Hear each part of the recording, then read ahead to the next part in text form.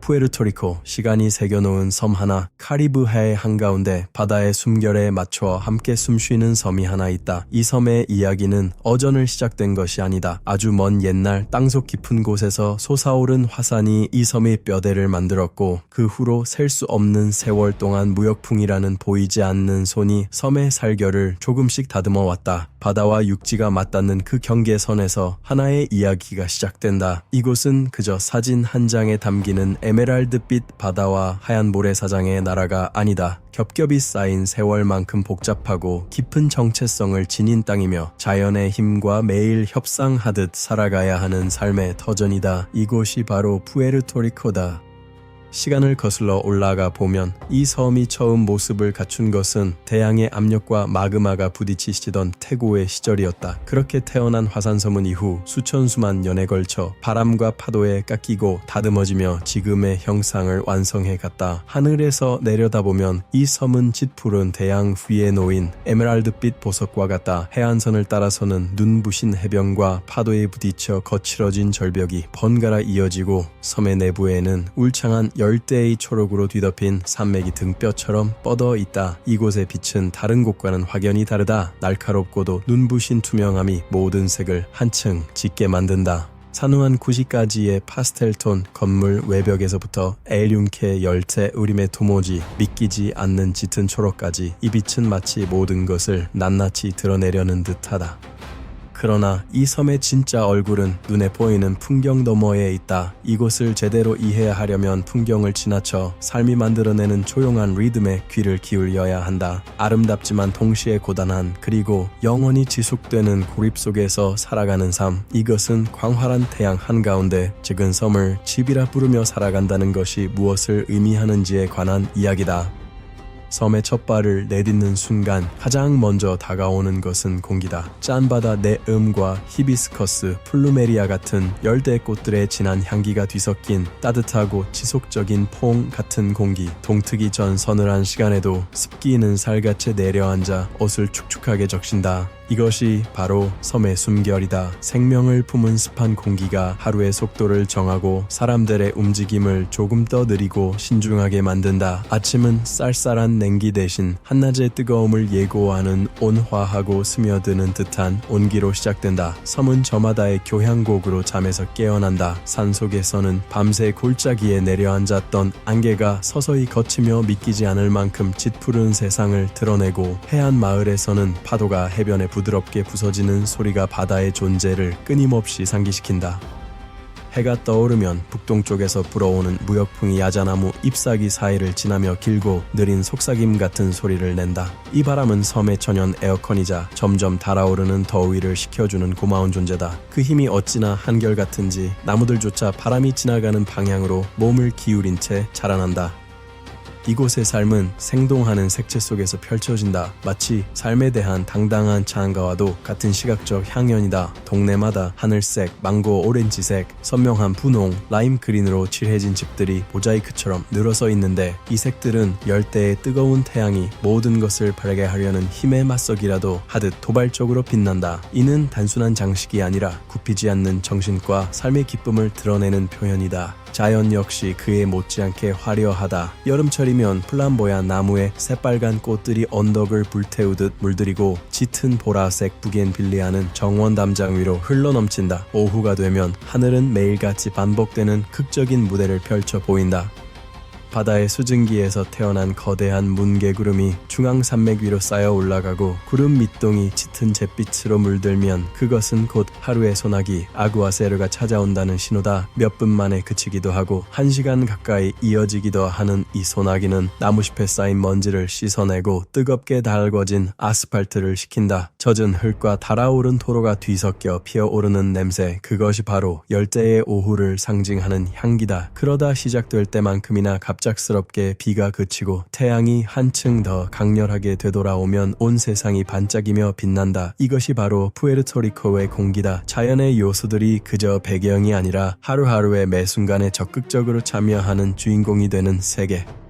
푸에르토리코에서 살아간다는 것은 날씨를 늘 가까이에서 의식하며 살아간다라는 뜻이다. 이곳에서 기후는 그저 가벼운 잡담거리가 아니다. 그것은 일상을 조직하는 중심 원리이며 모든 계획과 결정에 은밀히 관여하는 동반자다. 이곳의 한 해는 사계절이 아니라 두 계절로 나뉜다. 겨울에서 봄까지 이어지는 다소 서늘하고 건조한 계절, 그리고 여름과 가을에 걸친 무덥고 습한 계절. 후자의 계절에는 늘 존재하며 깊이 경외되는 허리케인의 가능성이 함께 따라온다. 매일 오후 찾아오는 비는 믿음직한 의식과도 같아서 하루의 마침표를 찍는 구두점 같은 존재다. 그것은 갑작스럽지만 정화하는 힘이며 사람들은 그저 자연스럽게 거기에 적응한다.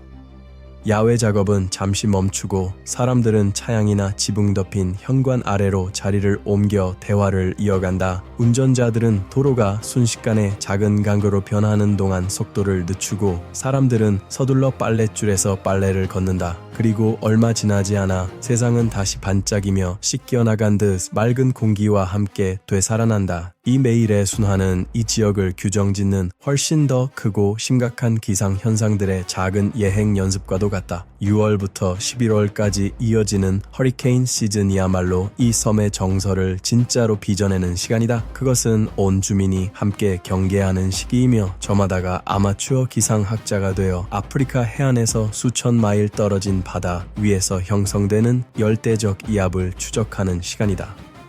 사람들은 일기예보에 귀를 기울이고 태풍이 예상 경로가 미세하게 바뀔 때마다 이야기를 나눈다. 이것은 공유된 기억 위에 세워진 공동체가 함께 느끼는 불안이다. 누구에게나 지나간 폭풍에 얽힌 이야기가 하나쯤은 있다. 허리케인 휴고, 조지스, 그리고 가장 최근이자 이 섬의 역사를 가르는 대재앙이었던 허리케인 마리아. 이것들은 단순한 기상현상이 아니다. 세대를 가르는 이정표이자 상실과 생존에 관한 이야기이며 대대로 전해지며 섬의 정체성 속에 짜여 들어간 서사다.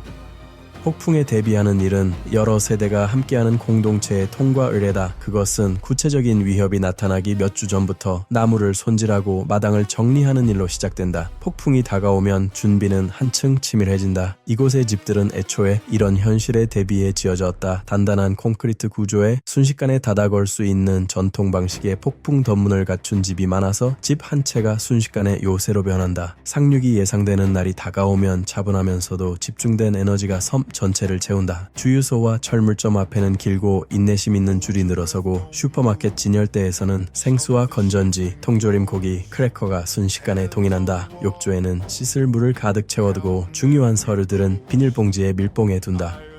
이것은 오랜 세월 다져진 자립을 향한 체계적인 몸짓이다. 폭풍이 상륙하고 거의 예외 없이 전기가 끊기면 섬은 전혀 다른 현실 속으로 들어선다. 바람의 포효만이 유일한 소리가 되어 세상의 근본을 뒤흔드는 듯한 원초적인 공포를 자아낸다. 집 안에서는 가족들이 서로에게만 의지한 채 현대 문명의 세계와 단절된다. 삶은 단순해진다. 사람들은 집에서 가장 안전한 방에 모여 상하기 전에 음식을 나누어 먹고 촛불 아래서 보드게임을 하고 배터리로 작동하는 라디오에 귀를 기울여 소식을 듣는다. 큰 폭풍이 지나간 자리는 공동체의 진짜 힘을 드러낸다. 공식적인 구호의 손길이 닿기도 전에 이웃들은 벌써 마체테와 전기톱을 들고 나와 도로에 쓰러진 나무들을 치운다.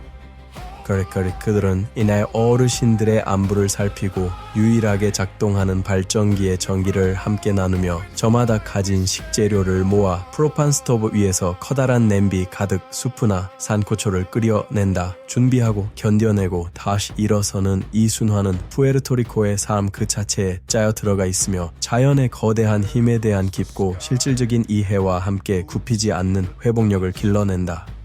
산후안의 도시적인 활기에서 벗어나면 해안을 따라 점점이 흩어진 작은 마을들에서 이 섬의 진짜 속도가 드러난다. 이곳의 삶은 바다의 리듬과 때리어야 뗄 수 없이 얽혀있다. 하루는 해가 뜨기도 전에 작은 어선을 몰고 바다로 나가는 어부들의 실루엣이 새벽의 첫 빛을 배경으로 어둡게 들이우면서 시작된다. 그들의 지식은 책에서 배운 것이 아니라 세대를 거쳐 전해져 내려온 것이다. 이 지역 조류에 대한 친밀한 이해, 달의 위상에 대한 대한 감각, 그리고 물고기가 넘쳐나는 은밀한 장소들에 대한 항구는 마을의 심장이며 노동의 공간이자 공동체의 공간, 그리고 고요한 사색의 공간이다. 그날 잡은 물고기가 이곳으로 들어와 손질되고 팔리는데 흔히 지역 주민이나 식당 주인에게 직접 넘겨진다.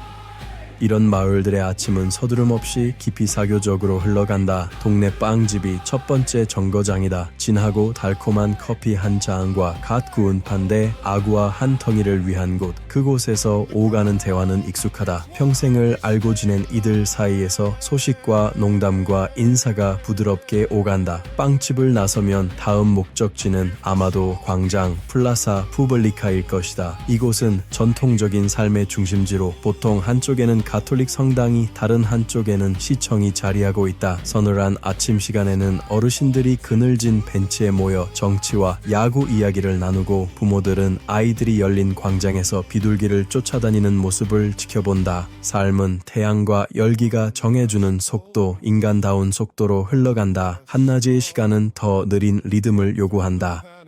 쉬어가거나 그늘에서 일하는 시간이다. 거리에는 옛것과 새것이 뒤섞여 있다. 현대식 약국 옆에는 몇 세대째 그 자리를 지켜온 가족 소유의 철물점 페레테리아가 나란히 서 있다. 지역 경제는 이런 작은 상점들과 식료품점이자 술집이자 사교 클럽 역할을 한꺼번에 해내는 동네 구멍가게 홀마도를 중심으로 돌아간다. 그곳은 외상도 달아둘 수 있고 동네 소식도 따라잡을 수 있으며 고된 하루 일과를 마친 뒤 이웃과 함께 시원한 맥주 한 잔을 나눌 수 있는 곳이다. 이곳의 소리 풍경은 온전히 삶의 소리다. 저 멀리서 들려오는 수탈개 울음, 열린 문틈으로 흘러나오는 살사 음악의 리듬, 학교 운동장에서 뛰어오는 아이들의 웃음소리.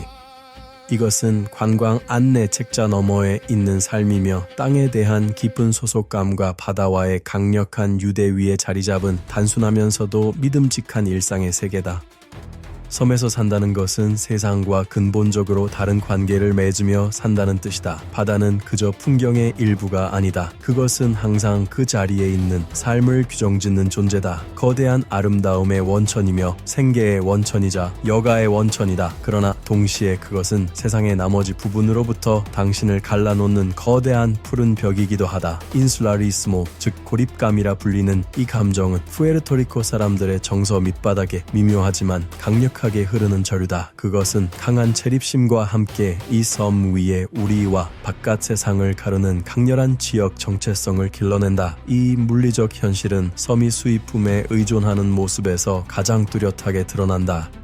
자동차와 전자제품에서부터 슈퍼마켓 진열대에 놓인 대부분의 식품에 이르기까지 거의 모든 것이 거대한 컨테이너 화물선에 실려 도착한다. 이 배들이 바로 섬의 생명줄이다. 이런 의존은 취약함이라는 감각을 낳는다. 바다 위의 폭풍, 선박, 운행의 지연, 혹은 수천 마일 떨어진 곳에서 벌어지는 노동 분쟁 하나가 일상에 직접적이고 즉각적인 영향을 미쳐 텅 빈 진열대와 치솟는 물가로 이어질 수 있다. 이런 경제적 현실은 흔히 푸에르토리코 세금이라는 말로 구어체로 불린다. 섬에서 산다는 것에 따라붙는 추가 비용을 가리키는 표현이며 이 비용은 섬의 항구를 오갈 수 있는 선박을 제한하는 연방 해운법 때문에 더욱 무거워진다. 폭풍이 몰아칠 때 바다의 힘은 경외롭고도 두렵다.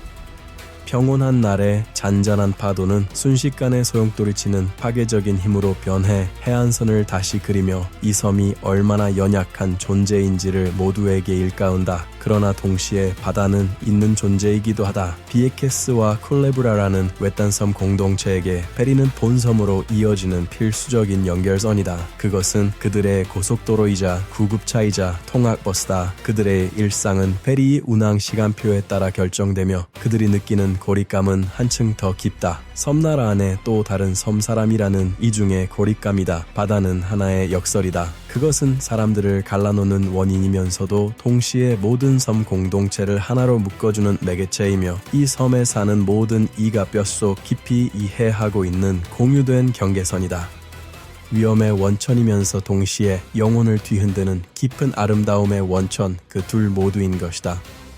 이 따뜻한 기후는 가정생활의 구조 자체를 빚어낸다. 푸에르토리코의 집들은 숨을 쉬도록, 바람을 붙잡도록, 그리고 태양으로부터 피난처가 되도록 설계된다. 전통 건축 양식은 흔히 높은 천장을 특징으로 하는데, 이는 뜨거운 공기가 위로 빠져나가도록 하기 위함이며, 바닥은 시원한 타일이나 윤이 나는 테라조로 마감된다. 창문은 크고 대개에 열려 있으며 방충망과 장식적인 철제 창살 레하가 그것을 보호한다. 그 틈으로 동네의 소리와 냄새가 새우며들어 집안의 분위기 일부가 된다. 천장이나 방구석에 놓인 선풍기가 윙윙거리는 소리는 가정생활에 늘 함께하는 위안의 배경음이며 너무나 익숙해서 거의 의식조차 되지 않는다. 집은 사회적 삶의 명백한 중심이며 끊임없는 격이 없는 모임의 장소다. 현관, 발콘과 지붕, 딸린 차고, 마르케시나는 필수적인 생활 공간이다. 그것은 사적인 집과 공적인 거리를 잇는 다리이며 지나가는 세상을 지켜보고 담장 너머로 이웃과 이야기를 나누고 저녁에 시원한 공기를 맞이하는 자리다. 가족 저녁 식사는 한 주의 초석이며 집에서 만든 음식을 나누며 그날의 이야기를 함께 나누는 연결의 시간이다. 부엌 큰 집의 심장이며 어머니나 할머니의 영역이자 따뜻함과 놀라운 향기로 가득 찬 곳이다. 뜨거운 팬에 소프리토가 지글거리는 소리, 부글부글 끓는 쌀과 콩이 담긴 냄비, 못번고를 만들기 위해 절구로 플랜테인을 찢는 리드미컬한 소리, 이런 것들이 가족의 삶을 붙잡아주는 감각의 닻이다. 저녁 식사 후 저녁 시간은 거실에서 함께 보내기도 하지만 더 흔하게는 다시 열린 공기 속으로 흘러나온다. 현관이나 차고에는 접이식 탁자가 펼쳐지고 그 위에서 도미노 게임이 열정적으로 벌어진다. 이것은 조용한 취미가 아니다. 시끌벅적하고 전략적이며 대단히 사교적인 의식으로 타일이 탁자에 부딪히는 날카로운 소리와 승리의 함성, 다정하면서도 열띤 언쟁으로 채워진다. 음악은 언제나 그 자리에 있다. 이웃집 라디오에서 지나가는 자동차에서 흘러나와 저녁에 결을 짜 넣는다. 이것은 격에 없는 친밀함으로 채워진 삶이며 그 안에서 공동체의 온기는 공기의 온기만큼이나 손에 잡힐 듯 생생하다. 작은 크기에도 불구하고 푸에르토리코는 숨막히도록 다채로운 자연을 품고 있다. 이 섬을 여행한다는 것은 놀랍도록 짧은 시간 안에 서로 확연히 다른 아름다운 생태계들을 차례로 지나간다는 뜻이다. 여정은 흔히 해안에서 시작된다. 북쪽과 서쪽의 파도가 몰아치는 황금빛 모래사장에서부터 남쪽의 잔잔한 청록빛 바다, 그리고 남동쪽의 검은 화산 모래사장에 이르기까지 내륙으로 차를 몰면 도로는 에이세엄의 산맥 코르디에라 센트랄로 오르기 시작한다. 이곳에서는 공기가 서늘해지고 풍경은 가파른 초록 언덕과 작은 커피 농장들, 그리고 해안과는 전혀 다른 세상처럼 느껴지는 마을들의 조각보로 변한다. 이곳이 바로 캄포 시골이며 섬의 심장이자 깊은 전통과 고요하고 깊은 아름다움이 깃든 곳이다.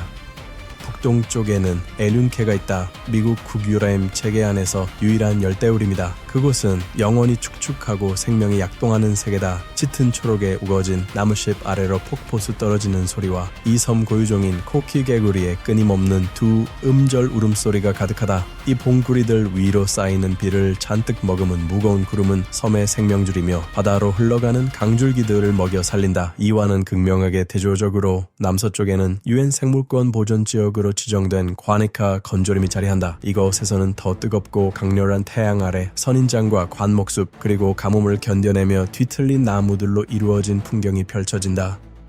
이 북쪽에는 극적인 석회암 언덕 모고테스로 이루어진 독특한 카르스트 지형이 평평한 해안 평야 위로 마치 거대한 초록빛 건초더미들처럼 솟아있다. 이 비현실적인 풍경 아래에는 세계에서 손꼽힐 만큼 거대한 동굴 체계가 숨어있다. 길이 100마일에 불과한 섬 안에 이토록 놀라운 다양성이 압축되어 있다는 사실은 크나큰 자부심의 원천이다. 그리고 그것은 동시에 섬 사람들의 놀이터이기도 하다. 주말이면 사람들은 탐험에 나선다. 숨겨진 폭포까지 걸어가거나 인적 드문 해변을 찾아내거나 산길을 따라 드라이브를 하다 길가의 노점에서 신선한 과일이나 시원한 코코넛 워터를 사 마시기도 한다. 자연과의 이 깊고 일상적인 교감은 취미가 아니다. 그것은 푸에르토리코 사람으로 산다는 것의 근본적인 일부다.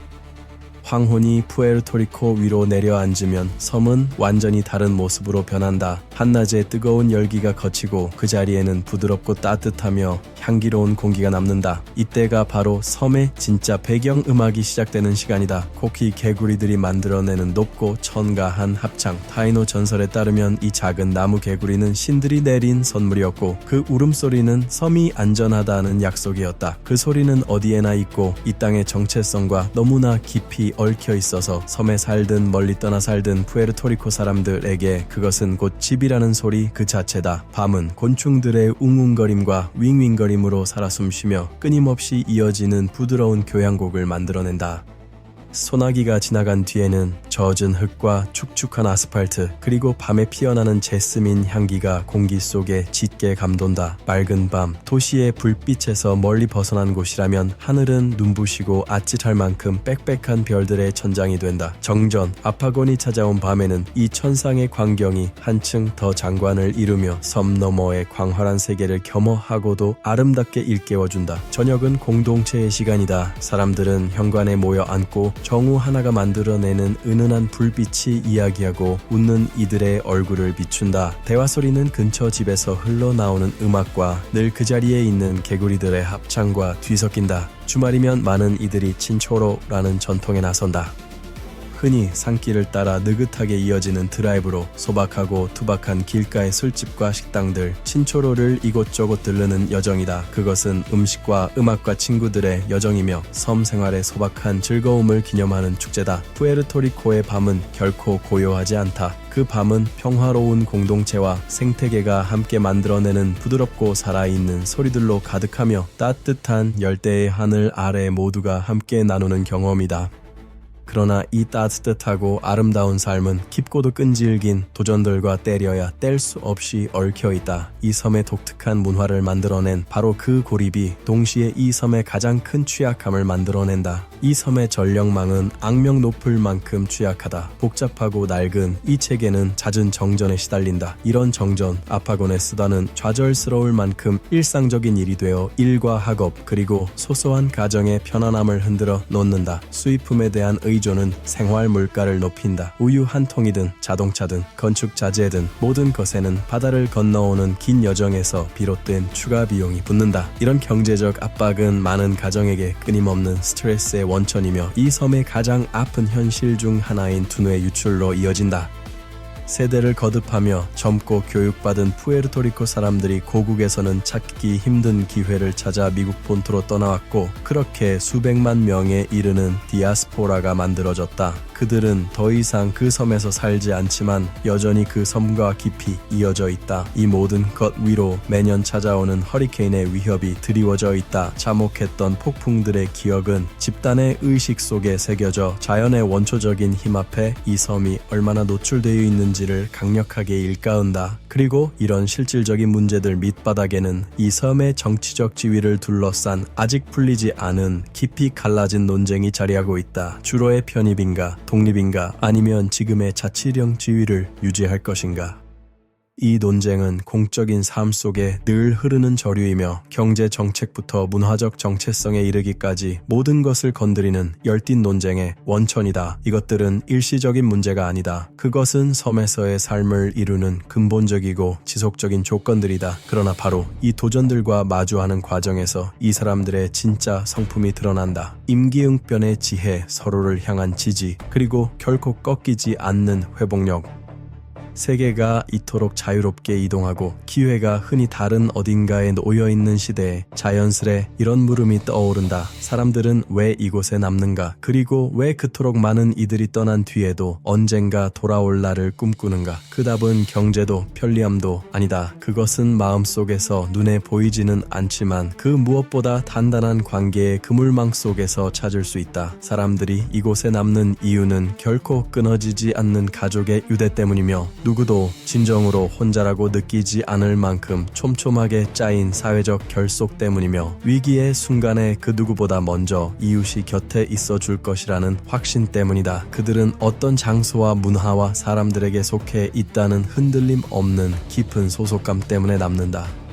모리쿠아라는 정체성 때문에 자랑스러운 그 이름 안에는 생존에 공유된 역사, 독특한 음악적 액양을 지닌 스페인어, 그리고 굽히지 않는 창조적 정신이 담겨 있다. 그들은 더 느린 삶의 속도 때문에 기후 속의 따뜻함뿐 아니라 사람들 사이 일상적인 교류 속의 따뜻함 때문에 남는다. 편안한 미소, 스스럼 없는 인사, 그리고 즉흥적인 초대, 그리고 무엇보다도 그들은 이 땅과 바다 자체에 대한 깊고 영적인 유대감 때문에 남는다. 이곳은 그저 그들이 사는 장소가 아니다. 그것은 그들이 누구인지를 이루는 일부다. 이 풍경은 그들의 기억 속에 새겨져 있고, 코끼의 울음소리는 그들의 영혼 속에 있으며, 바다의 리듬은 그들의 피 속에 흐른다. 그들은 집이라는 감각을 붙들어주는 그 감각의 닷들 때문에 남는다.